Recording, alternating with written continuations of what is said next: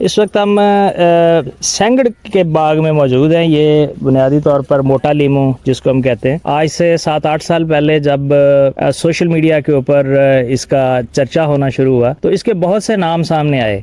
बल्कि यूं समझ लें कि मैं तो ये कहता था कि जितने मुल्क थे उतने इसके नाम थे। कोई इसको ऑस्ट्रेलियन कहता था, कोई अमेरिकन, कोई इसको मलेशियन लेमन कहता था। हाँ जी, लेकिन जी सिंगार भी इसका नाम था। कोई इसको सांगड़ कहता था, कोई सेंगड़ कहता था। तो बुनियादी तौर पर हम इसको सेंगड़ कहेंगे।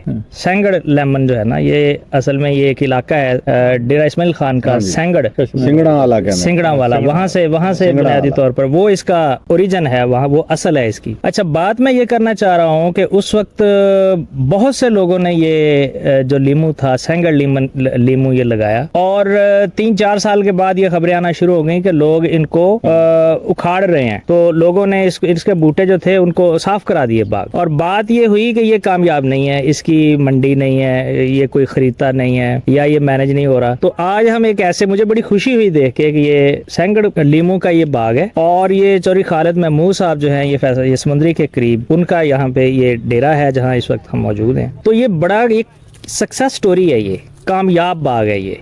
तो जौहरी साहब से हम पूछेंगे कि ये कितने रकबे के ऊपर लगा हुआ है, कितने पौधे हैं, कब आपने ये पौधे लगाए, और आपका ये तजर्बा कैसा है? ये मेरे पास 2200 के करीब इसका पौधा है। बहुत अच्छा है, इसका टेस्ट भी बहुत अच्छा है दूसरे नींबू की बनिस्बत। लोगों ने लगाए थे चाइना के और देसी नींबू, लेकिन एक तो नंबर 1 खूबी ये है कि इस पे कांटे नहीं है, तोड़ने में भी आसान है। ये नंबर 2, इसका जूस बहुत अच्छा है, बहुत ज्यादा निकलता है। मेरे हिसाब से तो ये कामयाब है। पहले पंजाब में वेरनैनिसी KPK में थी, अफगानिस्तान में थी, वो लोग ज्यादा इस्तेमाल करते थे। अब तो पंजाब में भी बाग लगने शुरू हो गए हैं और इसकी डिमांड भी बढ़नी शुरू हो गई है। मैंने तो 6 साल पहले लगाया था, तो मैं तो इंशाल्लाह मेरा तो हर साल अच्छी कीमत दे जाता है, बिक जाता है। तो दूसरा डॉक्टर साहब भी बताएंगे कि उसमें दूसरे लीमू में विटामिन या इसके विटामिन का मुवाजना तो यही कर सकते हैं।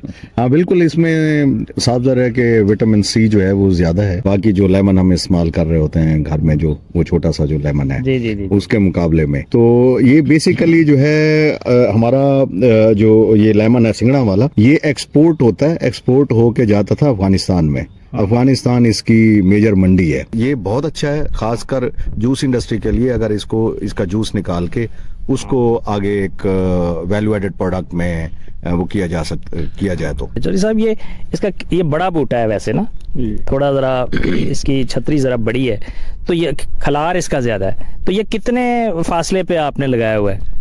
ये मेरा लगा हुआ 16x8 पे, तो इसका भी ये भी बहुत ज्यादा हो जाता है। मेरा तो थोड़ा सा फासला कम रखा गया है।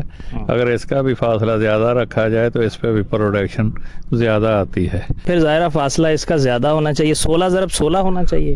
हाँ, 16x16 का बहुत बेहतरीन फासला है इसका। अच्छा जौहरी साहब, ये आपने 6 साल पहले लगाया, तो कितने साल के बाद ये फल देना शुरू कर देता है? ज़रा आमदन के हिसाब से अब हम सोचते हैं। ये मैंने तो 2.5 साल बाद मेरा देना फल शुरू हो गया था, तो बाकी सही तो 3 साल बाद ये प्रॉपर हो जाता है। वो भी आपकी मेहनत पे है कि आप इसको हिफाजत किस तरह करते हैं, खुराक किस तरह देते हैं।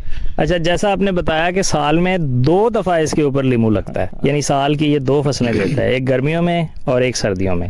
तो इनमें पैदावार दोनों मौसमों में इसकी बराबर होती है या किसी एक में कम? एक में सर्दियों वाला जो है उसमें फल कम लगता है, वो सेल भी कम होता है, उसके लिए भी फैक्ट्री की जरूरत है, जूस फैक्ट्री की। और गर्मियों का फल जो है वो बहुत ज्यादा लगता है, उसकी डिमांड भी बहुत होती है।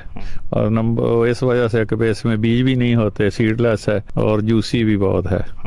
इस दफा जौहरी साहब आपने मतलब किसी ठेकेदार को ये बाग जो है वो फरोख्त किया है, और आप वो बता रहे थे कि वो कॉन्ट्रैक्टर है किसी जूस फैक्ट्री का जहां वो ये सप्लाई करेगा। इस दफा उन्होंने काट के दिया है, उधर एक फैक्ट्री को उन्होंने 4-5 गाड़ियां दी हैं जी। तो इस तरह से अब कहने का मतलब ये है कि ये जो सेंगड़ लेमन है, जाहिर है ये हम समझते हैं कि एक बड़ी अच्छी फसल है और इसको कामयाबी से लगाया जा सकता है। इसकी बड़ा जरूरी था कि हम कोई ऐसा फार्म देखते जिसके ऊपर ये कामयाबी से काश्त किया जा रहा हो, जो बाकायदा बिक रहा हो। तो ये एक सक्सेस स्टोरी है खालिद महमूद चौधरी साहब के फार्म पे।